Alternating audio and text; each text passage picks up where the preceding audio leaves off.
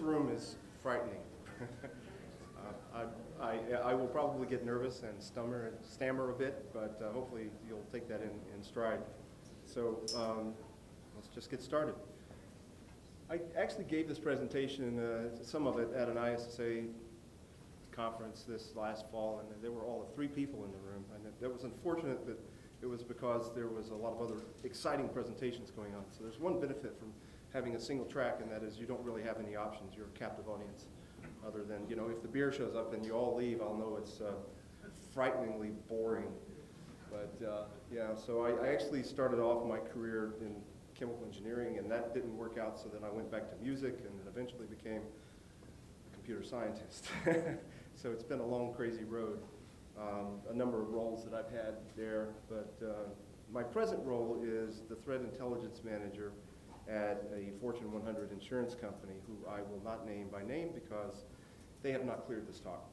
So my management has, but we have, as you might imagine, in a large organization of that nature, and we'll get into that more as the presentation proceeds, a lot of legacy controls, especially around what you can and cannot say, and what you can and cannot share, and what you cannot publish. And so there's a very selective set of things that I can say with official sanction. So to give me more leverage and more freedom of speech will just not involve them directly. So most of my experiences that I'm talking about actually do come out of that work environment, though. So you may or may not find how many work for, well, how many work? And probably, I'm guessing, probably for medium and small sized businesses, and maybe a handful of large corporations. So your experiences will vary quite widely, of course. There is, speaking of varying widely, a lot of dissension about what is actually threat intelligence.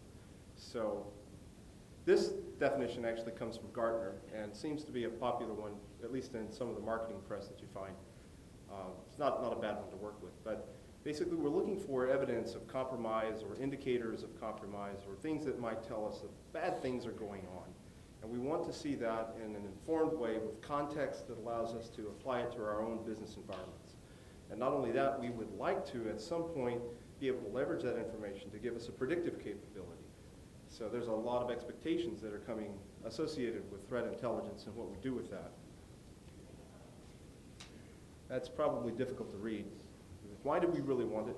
Touched upon some of that now, but we really want early warnings so that we can have an adaptive response and we can make more effective incident response, but not just incident response. In many organizations, what we find is we're actually reactive. We're not really setting up a response, but just day-to-day reaction from a lot of things that are going on. Even with groups that are mature in other aspects of their security infrastructure or their enterprise security architectures, incident response, in my experience, has been a relatively weak area. But that, again, based on my actual experiences. Different companies I've worked for have had really mature incident response capabilities, others not so mature. It really is kind of all over the map. This idea of adaptive response is, I think, important because what we really want to eventually get to is not just incident response, but a continual adaptive response. So there really isn't an ebb and flow between actual fires that are occurring, but just day-to-day handling of what is normal business. I think part of the mantra that we've heard recently, and we see it more in the news, there are more companies that are being breached on a day-to-day basis, establishing an expectation at the board level that we will be hacked. Hacking is an inevitable occurrence, and you should simply be prepared to respond to that in a timely fashion. That's a paradigm shift, especially at board level, at executive level management in companies, because until recent times, the strategy has been, let's avoid being hacked altogether, and if you did get hacked, then it's time for the pink slip for the CISO, right? It's time to get him marching out the door and bring in another regime who basically goes through the same exercise in another 6 to 12 months. And I think as large breaches occur on a more frequent basis, fewer CISOs are going to lose their job as a result, just a personal opinion. And that's probably a good thing, because you really need continuity at that level. So, driving better, more effective incident response. It's tied very closely to incident response.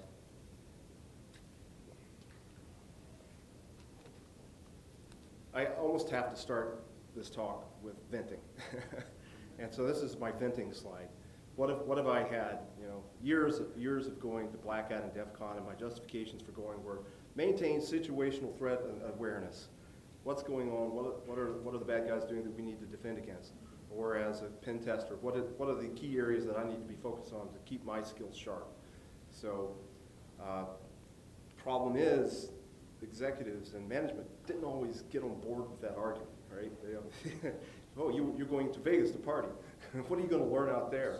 You know, or you're just hanging out with a bunch of guys that just like to drink all the time. Well, yeah, there's a lot of truth to that.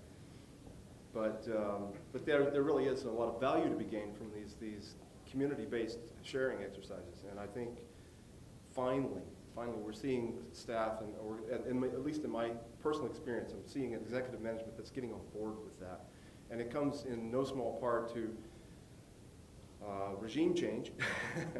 So the old guys are retiring and leaving, and we're bringing in new people who have the right threat or defensive level posture mindsets.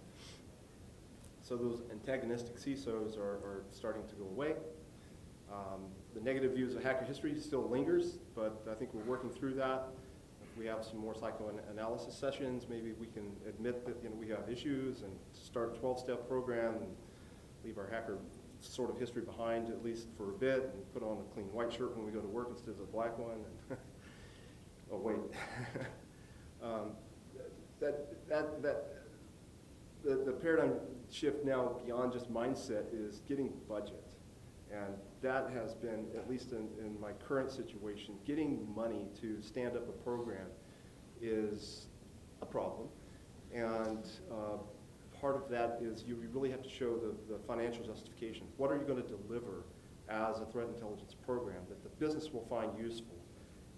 Show what the expenses are going to be. And you've got some clear expenses that are going to start coming out of once you start looking at the architecture of how you implement threat intelligence.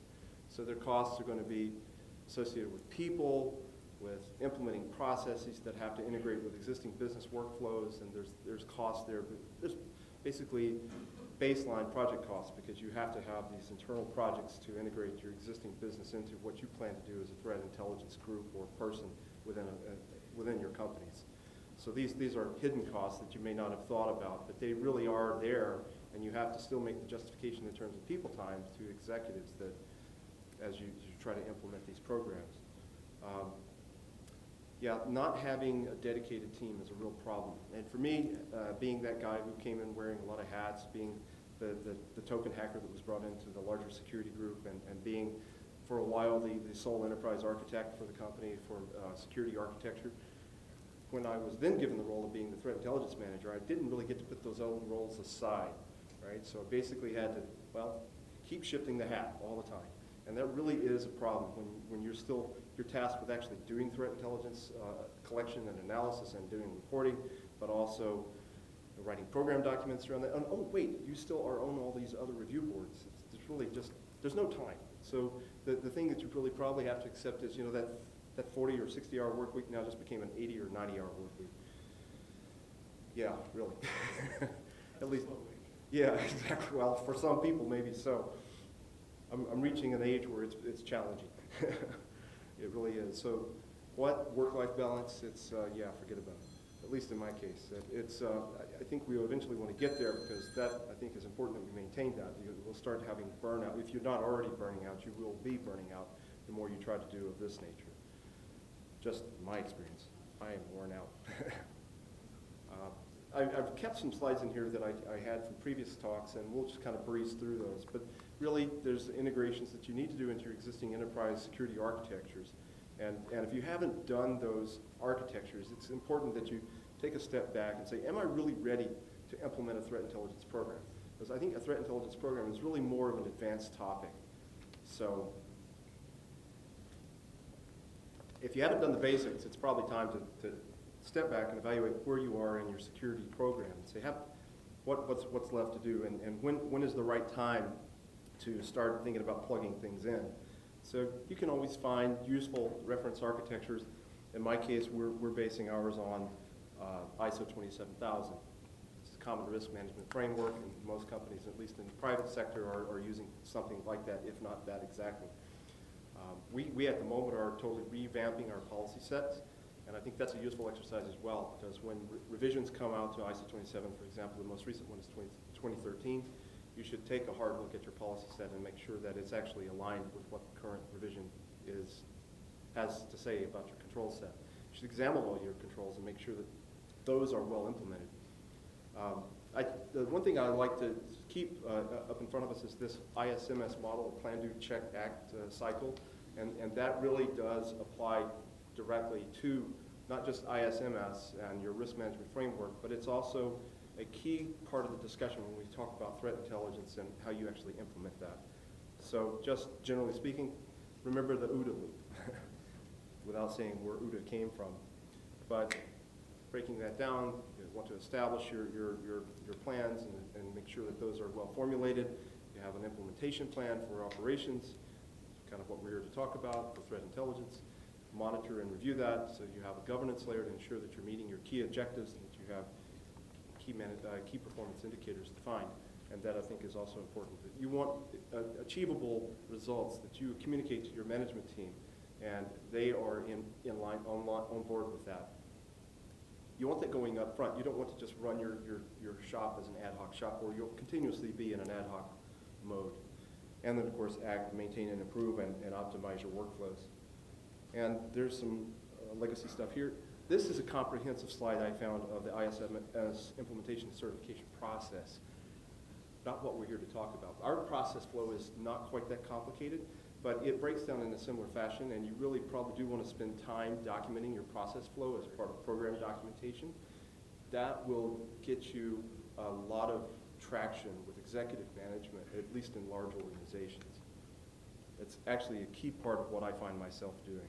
As a threat intelligence manager, I spend more time documenting process flows than I do doing threat intelligence. So it's kind of sad that way, all the corporate management overhead. Again, the process loop, just another way of formulating that.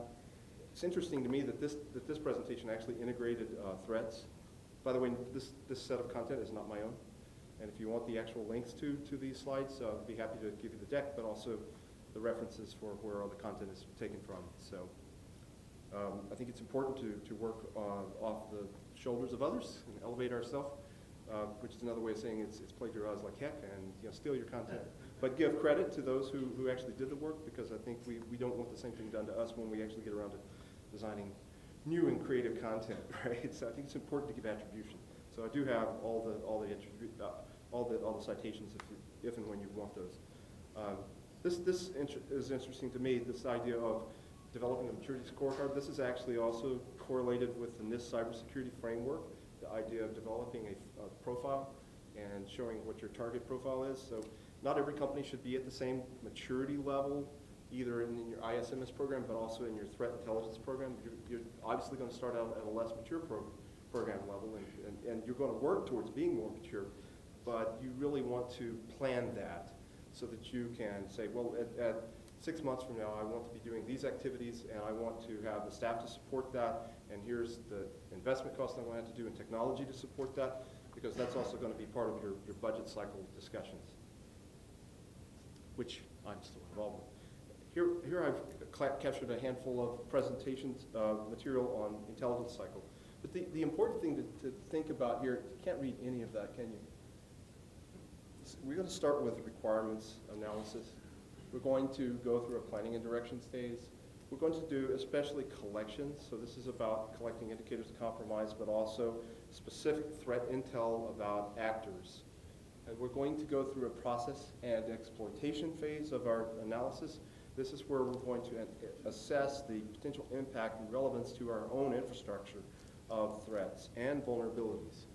So I think it's important to mention that there is an easy, often, it's a frequent thing that I've seen occur, and I'm just as guilty of it in my own organization, is to conflate the terms threat and vulnerability. When it comes to the types of reports that I'm generating internally for my management team, as often as not, I'm really writing a vulnerability report with some specific information added to that about potential threat actors, because it's not necessarily the case that we know or are able to attribute observed attempts to hack into our infrastructure to the actual actors. So, for example, who all really believes that China is behind Sony, right? Well, we've seen attribution like that, but do you really believe it? We don't always even have that level of attribution, where we get something from the government that says it's this, that threat actor, or that threat actor. We hire a mandate, the answer is always China, right?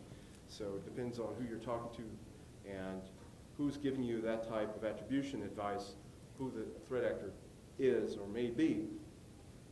We're not really always able to get even that level of detail. Depending on who you're working with, you may or may not get detailed attribution information. Yes? Could you at least take a look at kind of categorizing the threat? Yes, absolutely. We'll get into threat risk assessment in just a bit, but okay. That's an important aspect as well. So as part of the cycle, we're collecting specific threat information, but we're also going to cycle through how we mature that information and how we do risk assessment.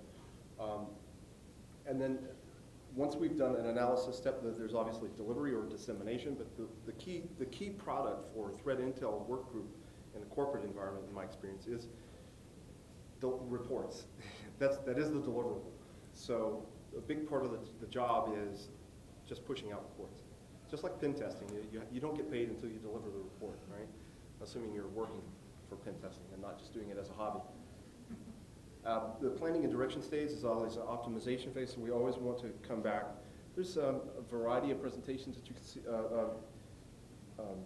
views through prisms or lenses of this cycle. This particular set of slides, from this point forward, there's a handful here that are taken from NIST documents. This one is from SP 800-30 and -39. So they've taken the same approach and then shown that you need to do the same cycle but across multiple tiers of your organization. So basically, it's what we were saying as we started the talk. You're going to do the ISMS loop the same at the framework level. You want to do a risk assessment at an enterprise level. You want to do risk assessment at application level. But basically, we're following the same workflow throughout. There is a tendency to view threat intelligence and try to say that applies only to my technical assets. But there's also the need to do threat intelligence analysis around what are the threats to personnel, what are the threats to physical facility, what are the threats to key executives. Are those threats locally based? And do we do a different analysis on if we're looking at international travel, for example? But I think the scope of what your team does depends on the size of your organization, the size, the specific requirements of your management team.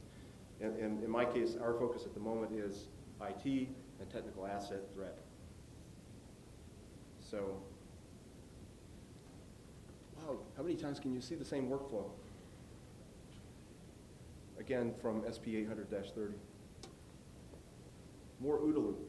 Really, you will never get out of the loop. You're stuck in a ridiculous cycle that never ends. This is the job you've asked for. It's like a swirling cesspool of you never can't stop processing threat. What's the exit strategy? Well, hopefully you're managing threat. I really like this slide. This is from Lanco. Yeah, Lanco, I think sponsors here today. This whole idea of context awareness and security from continuous response. Wow, I really like that. I think that's our objective. So this is something from Waypack Labs, who are a vendor of threat intelligence information. Did I mention? No, I didn't. But the company I work for is a financial sector vertical.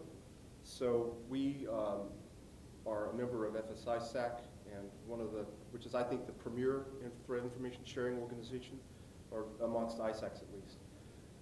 And as such, we get a lot of exposure to threat intelligence coming from organizations. We also get subscribed information from Waypack and a number of other companies that are contributors. This did not come from that subscription. This is public-facing material. So I believe fair use applies. But the whole point here is to increase your process maturity and the typical capability maturity model. The categories are defined here. You're performing, you're managing. It's defined, measured, and optimized. So the different activities you want to be performing as you're doing threat intelligence, you can start to lay those out. And that gives you kind of an action plan for moving your program forward. So in my case, this is a case study that I put together around a fictitious company where you're basically starting up a program.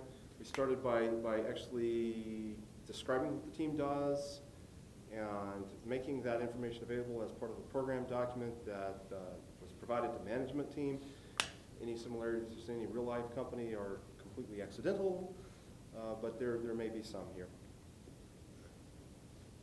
I think the most important thing to begin with as you're developing a threat intelligence program is to make sure that you have executive mandate for the group and the team and the effort. Without that, everything is a grassroots effort and is really going to be difficult to make headway as you try to implement process. So process is difficult enough as it is to get established in larger organizations where there is a legacy of this is the way we do things, we're not changing it just because you think it's a great idea. We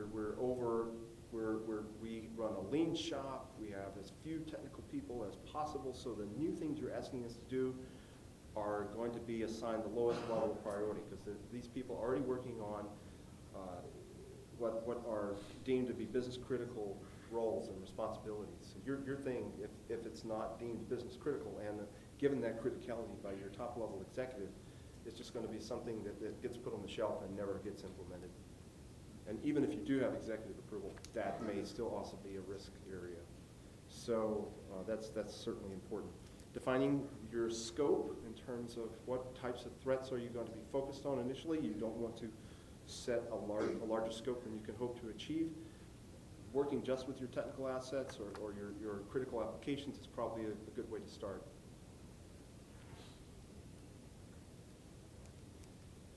You should avoid conflating threat and risk and vulnerability.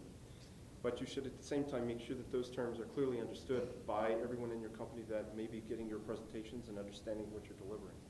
So getting definitions out of the way is relatively important in your program and worth talking about here. So I think everybody is probably aware of the difference between threat and vulnerability. Do you have any questions about that?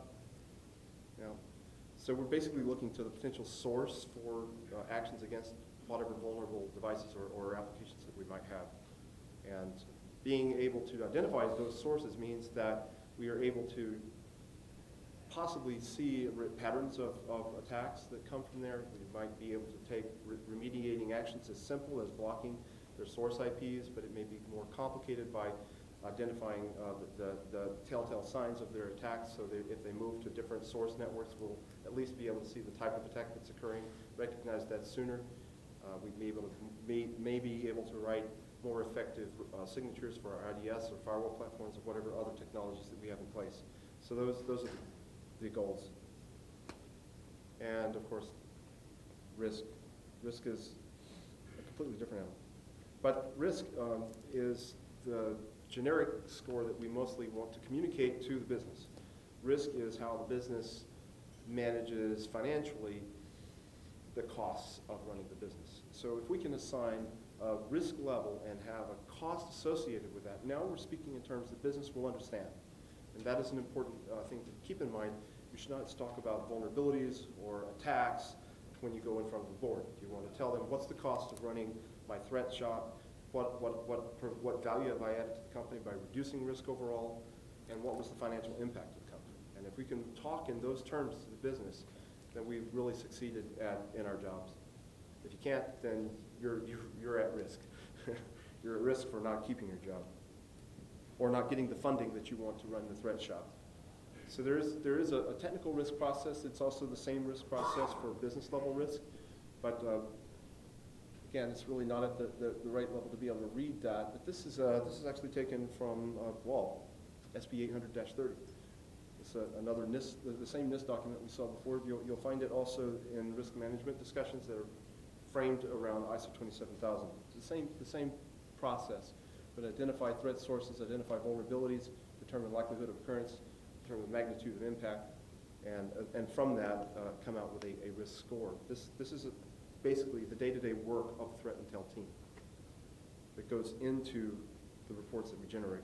This report actually, where's my, thanks Securosis. But I think that it shows the integrations between incident response and threat intelligence quite nicely.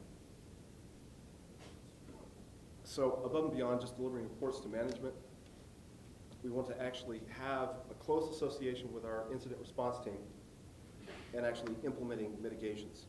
So that to me is the more operational aspect of threat intelligence.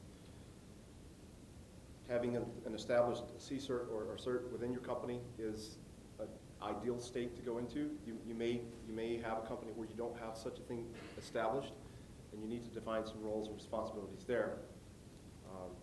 And keeping a store as a central repository of threat intel information is useful because it gives you the opportunities at a future point to apply automation.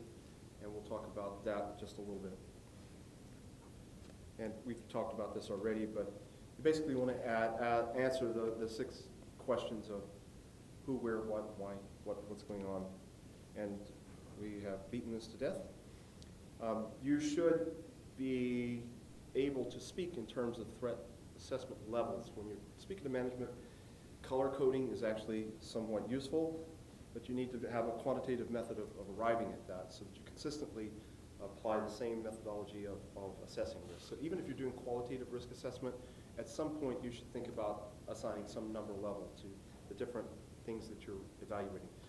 But you can get at that by, generally speaking, what's the exposure and what's the severity of that. And the potential, the severity and exposure then allow you to compute an impact value. So what would be the damage to my Windows environment if none of those systems are exposed to the internet and I'm getting attacks that are only coming from the internet? The impact on my enterprise would be low because I have no exposure. So it is important to maintain some situational awareness about how you're running your firewalls and what your overall posture is in terms of exactly where the attacks are coming from. It's also important to consider your internal, just looking at it from a network perspective, to consider your internal attacks and not to consider your internal network as being a protected citadel, because as you may know, probably this audience knows, oftentimes malware attacks give a foothold on your internal network to an external attacker who then has as much visibility into your internal network as he did with or without your firewall. So that's common knowledge, I think.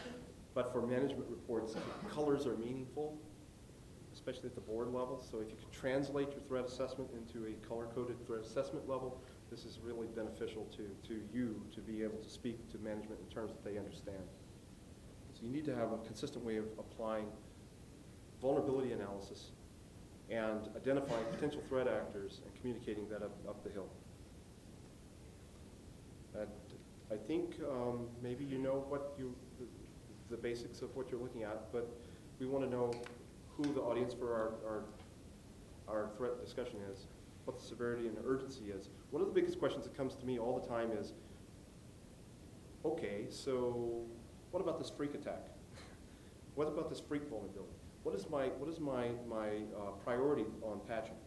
Should I interrupt all of my workflows and do an emergency patch process? Well, now we're just strictly talking vulnerability because there haven't been any identified attackers to this weakness. There haven't been any observed attacks really. Some proof of concept stuff that may be developed, but in the wild, not a lot of active attacks against it. Completely different with Heartbleed, of course. The moment that went public, we started seeing scanning for it, which turned into real attacks against it. So there was obviously a much greater urgency when you see things that are live in the wild than there is when you don't see any type of attack. But that's my internal audience for reports that I'm delivering are the technical team as much as the management team. The technical teams who are doing actual patching across a distributed enterprise environment want to know what's the criticality, how quickly should I patch everything? Do I need to stop my normal patch processes and do this as an emergency patch? In my environment, we have a very strong change control group and paradigm, and we don't really do anything without executive approval if for emergency changes. So if you have a large organization, getting changes done with multiple presidential level approvals is a non-trivial task, and you really need to justify that accordingly. There's just a little bit about profiling threat actors that I've kept here. This is from a presentation on, I forget the company who actually did it, but it's through a media share.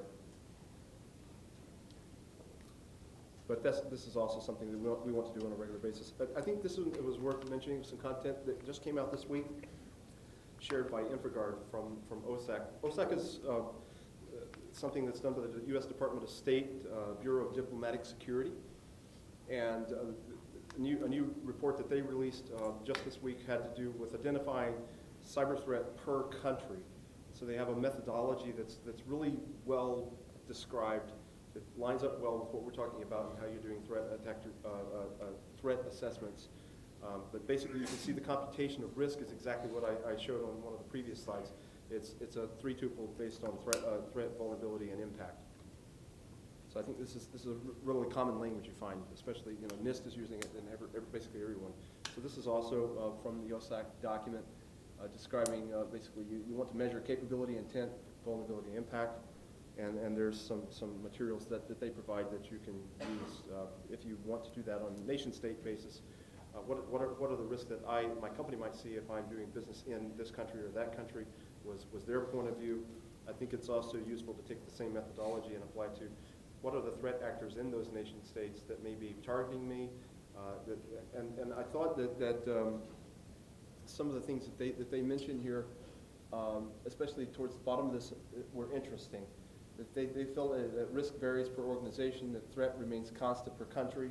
I'm not sure I totally agree with that, but capability remains constant per country, intent remains constant per country. I think it's a really broad view about that. I think in very large countries that's maybe not so true. I don't know that I would agree that intent remains constant across the United States, for example. There are a lot of threat actors in the United States of all sorts of different motivations.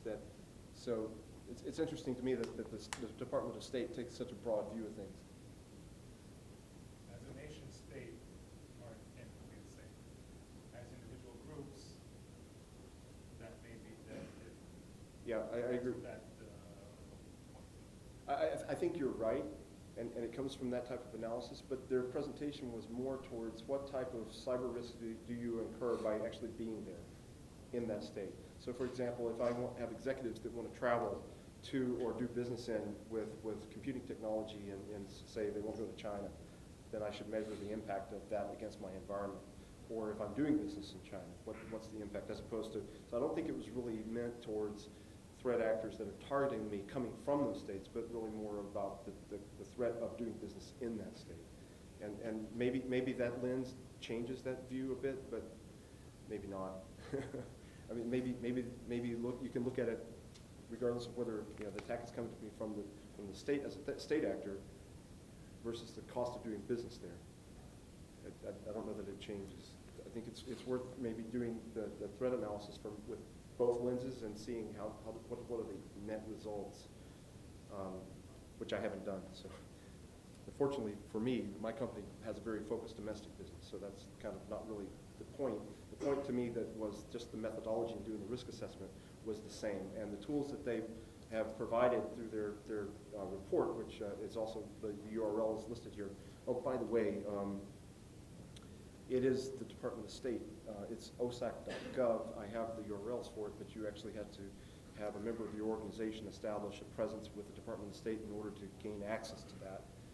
Or you can gain access to the report through FBI InfraGard was the channel I received it. So they apparently are not just divvying that out to anybody and everybody. But there is, I guess once it's out, it's out. They'll have a hard time keeping it hidden.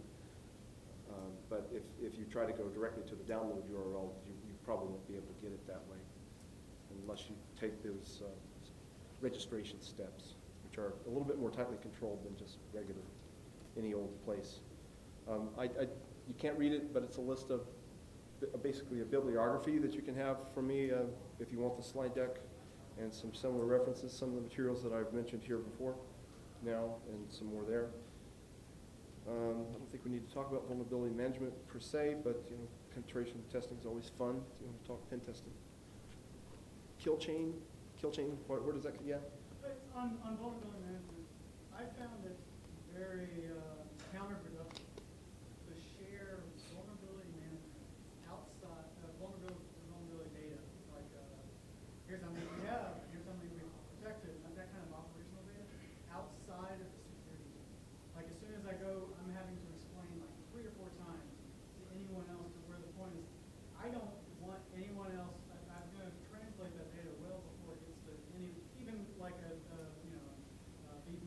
Yeah, that's a very good point. The statement was that we should not just deliver vulnerability information outside of the team that's dealing with and remediating vulnerabilities, and because you'll spend more time explaining that than you do actually getting work done. And I agree with that. So in my case, we talk about risk management and lowering the enterprise risk, and we want to provide a composite enterprise risk score to everybody else, so that basically we don't really open the kimono all the way. We just give a dashboard view of what's the enterprise risk today, and we would translate, for example, patch level to an established risk level.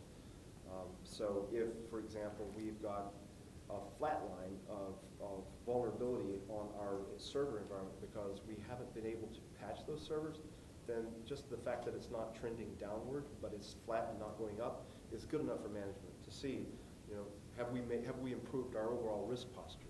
But I definitely agree. You don't want to be talking about number of vulnerabilities or criticality of vulnerabilities that were patched last month. That just has no traction. So to follow up on that, do you do mapping the vulnerabilities to, let's say, the exploit kits that are available? It says, here's the most popular black hole is using all of these various exploits. Do you map that to your vulnerabilities and say, I have this vulnerability, but it's a lot more important because it's part of an active exploit kit? Right. I was trying to think if I had the particular slide in question, and it's not really before or after here. But yes, we do. I think we actually kind of breezed past it. So in the risk in that risk framework, we want to understand the threats and exploits, and then also the vulnerabilities. But that's going to give us a measure of adverse impact. So back to this this. Where did I put it? I probably missed it. I did miss it. We talked about it briefly, but I didn't dwell on it. But there is. Sorry for this, guys.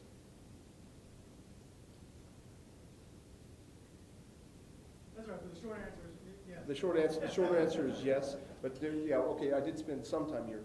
But measuring exposure rating and severity, also there's an impact score from exposure, which I said that already, exposure. But depending on exposure and then the severity of the vulnerability, basically is what we're talking about here, gives you a risk score that if it's down here, then you're basically going to map that up into like red or orange when you present that outside of your team. And so that's the whole point, is that we do want to map vulnerability and exposure to a residual risk value. And we want the residual risk to be lowered. And so showing over time, lowering the residual risk is one of the key performance indicators we can provide to say, here's the value of having our threat program. Historically, you were flatlined. We implemented the threat program. We drove the risk downward, the residual risk downward. So that in a dashboard view is exactly what you want the meter to start going, whichever side you have as green, trending towards green. So that's an important aspect. There's basically two major kinds of reports that my team delivers today, which I do not have examples of here because it's a little bit too much a work product. But we have daily, weekly, and detailed threat reports that specifically address vulnerabilities and threats per se, and are mostly given to technical teams as a key tool for them to drive prioritization of mitigation efforts. And then the other report that we give is a dashboard view that goes up the hill, which speaks towards threat trends and what are the primary topics that we're seeing as top trending threats. And without having the actual content here, we tend to do that today across the enterprise vertical. So we talk about trending threats across our vertical. And one thing that we still have yet to implement in my team is trending threats for our internal point of view with the internal lens on. So I can say that in the vertical today, the top threats that you see on an almost never changing basis are malware, phishing, DDoS.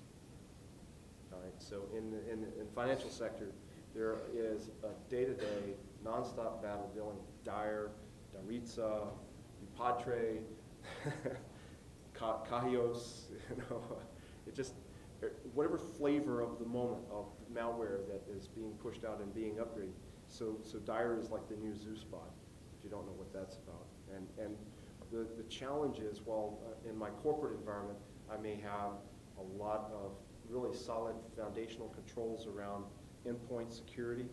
I've also got a user base that's not in the corporate sector that you may have some parallels to that if you come from education or other verticals where you've got people that you have desktop controls on, and then you've got that set of people over there that's just the wild, wild west.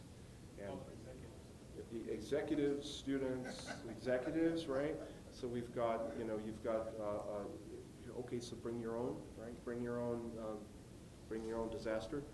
You've got your Mac users where you may have a really strong program around Windows protections, but you haven't got the foundational controls around Mac support. Well, the fortunate thing is there's not a lot of malware attacking Macs yet, but it's coming, I think. Android devices are like really vulnerable at the moment to Freak, but you can't get that pushed out because the vendors, your phone companies aren't pushing out support for those devices, so you're going to have lingering vulnerabilities that exist. Lingering threat landscape that you can do nothing about because it's outside of your control. The only controls you're going to have are, what are my mitigating steps now? I make sure that they're never allowed on my corporate network, and if you did allow them like 6 months ago, then you made a big mistake, and for which recovery may be impossible. So you may really want to seriously think about network segmentation if you haven't already. So the whole kill chain thing for us, when we're doing incident response or we're doing mitigation reports, and we want to describe basically what controls we have at each step in the kill chain. So in my reports, I'm addressing kill chain by showing what mitigating steps are possible at different levels, so that we can start to drive the discussion towards, let's do incident response as early as possible. Let's identify threat and actual attacks as early as possible.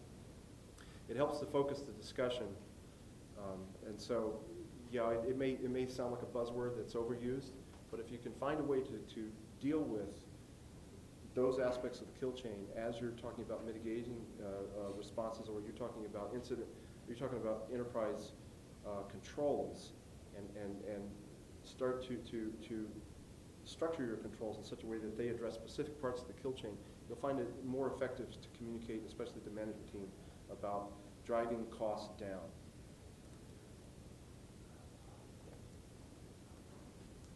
And more.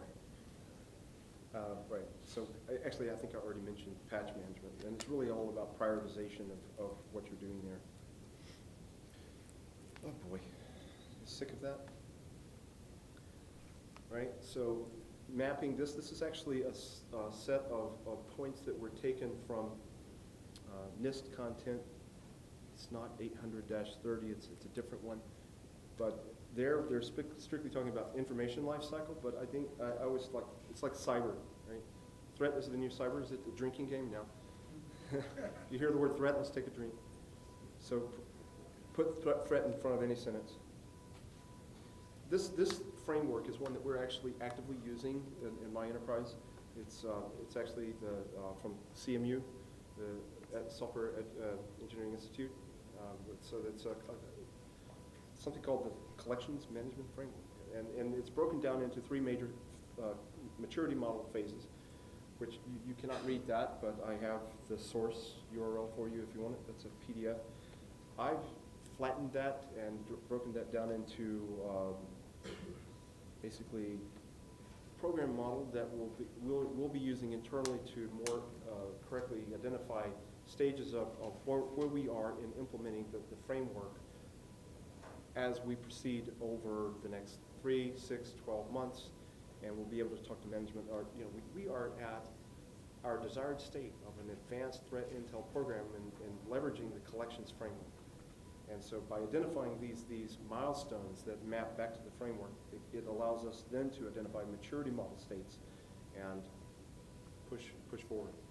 In order to do those activities, I am going to need additional staff and technology, and I'm going to need cooperation from other parts of the business that have so far been slow to develop. and that will come at a cost, which we can start to identify, because we'll be able to say who the roles and responsibilities are in those groups that need to interface with us and the type of work that they need to be doing to support us. So this is a major component of my program, is wrapping around this framework.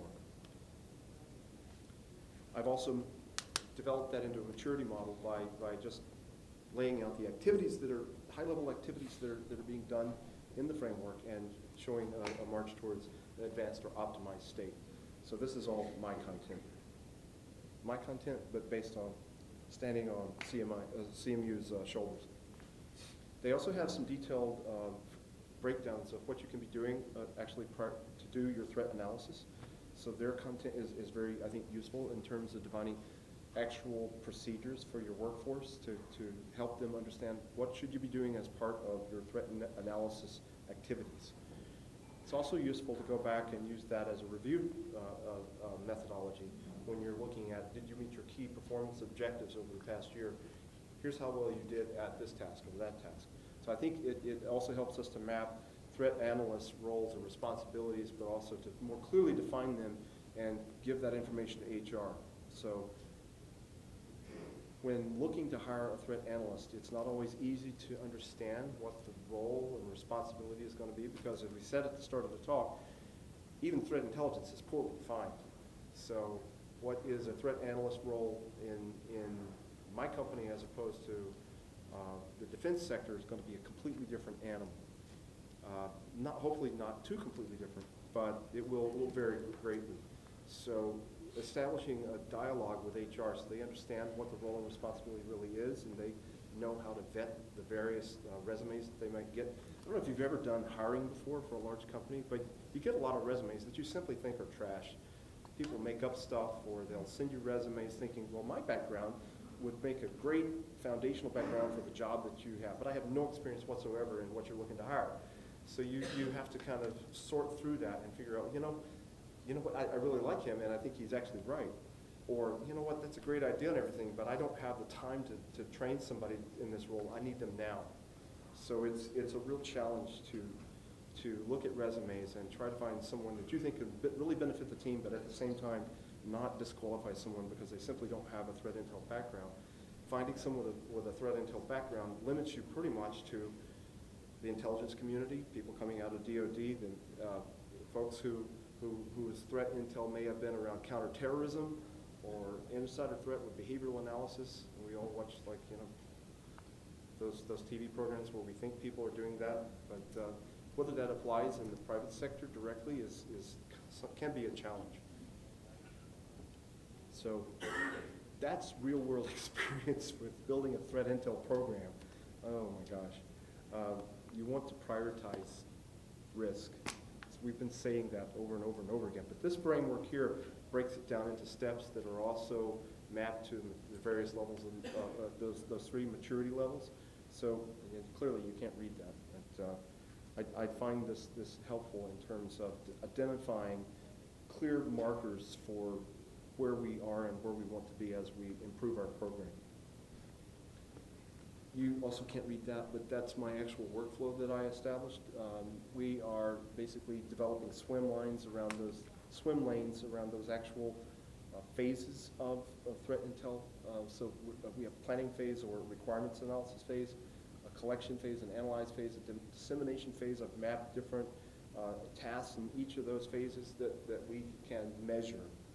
Right? So the input and output to those phases will have key performance measurements against them, and so we'll be able to provide some indication to our management team of what kind of job are we doing operationally. So having operational performance metrics, I think, are important when you establish a program, because if you don't have them, you don't have good visibility into how well are you running your program. So you always have to think about the output being the number one deliverable, but also a day-to-day conversation with your managers. How good a job am I doing? Yeah, I want to receive good reports at the end of the year, because it usually has a direct impact on bonus. And so I think it's important that you structure your program with measurable points in the program to allow you to deliver those type of indicators. This ties somewhat back to the framework, in fact, closely back to that framework. So I'm able then to show, as I'm improving the maturity of the program, where the investments in the program have started to pay off. If I have a key performance indicator in one process box that lag, even though we've invested there, then you probably want to do a root cause analysis to see why is that? Why haven't my investments paid off? Okay, nearing the end here, threat intel sharing is a topic that I think is really key to having an effective threat intel team. So as a part of the FSISAC, I'm also part of the cyber intel community there, and there is a lot of threat intel sharing that goes on in that community.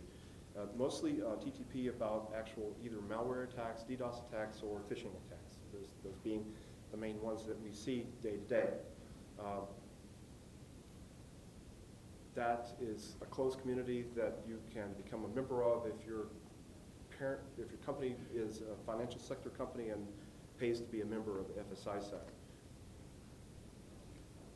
which, by the way, is the Financial Services Information Sharing and Analysis Center, if no one knows what FSISAC means.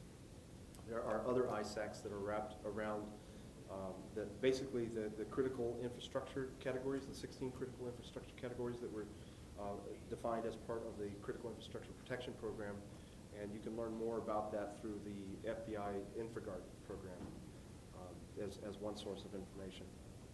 There are closed information sharing groups that you can become a member of. Usually those, you have to be nominated by an existing member and vetted into the organization or into the discussion, into the group.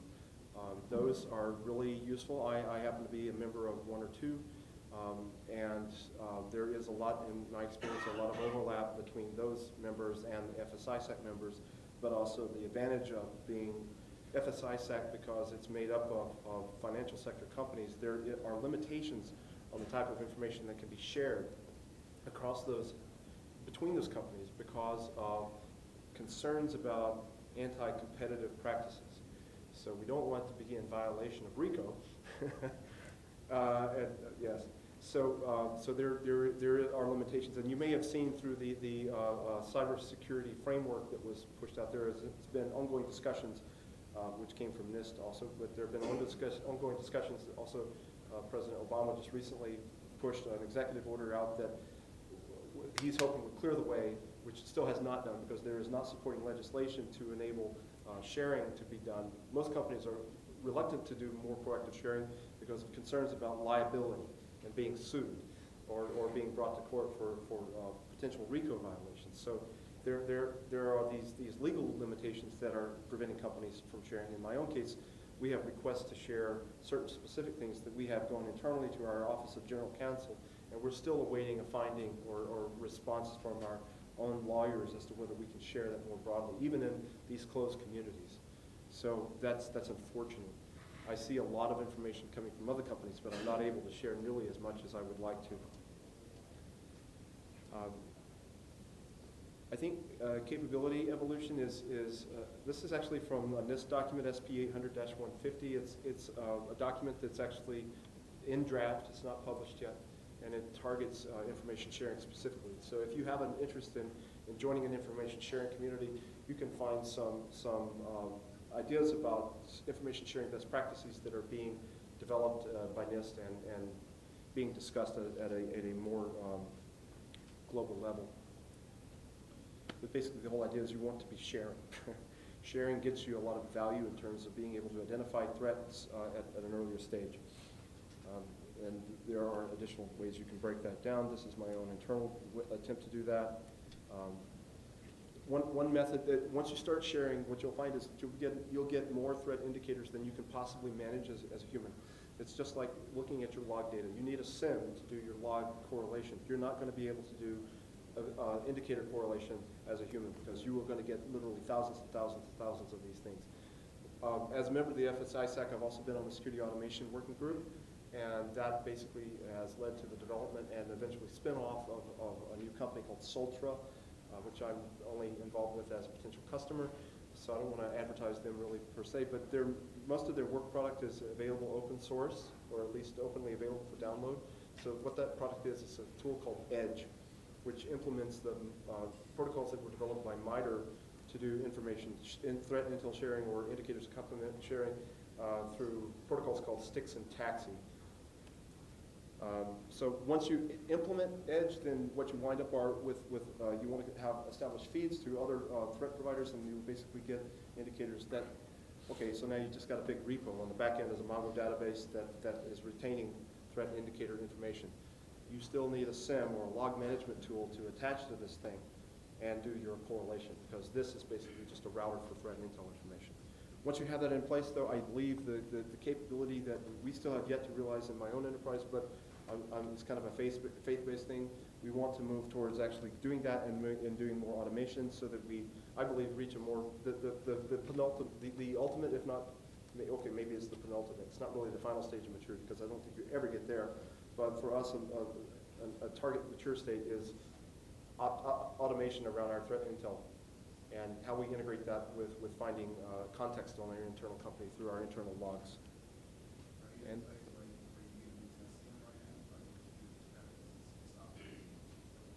well, we haven't integrated, we have not integrated Edge yet with SIM, but yeah, that's part of the challenge with working with other groups that are lean and don't have the cycles to spare. So that's integrated with other telemetry? Not yet. Endpoint visibility or network visibility? No, not yet.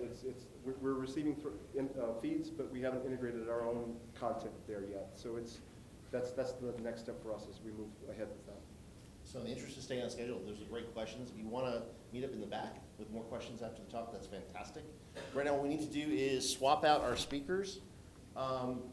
Xavier, where are you? There he is. Next will be Xavier Ash doing, excuse me.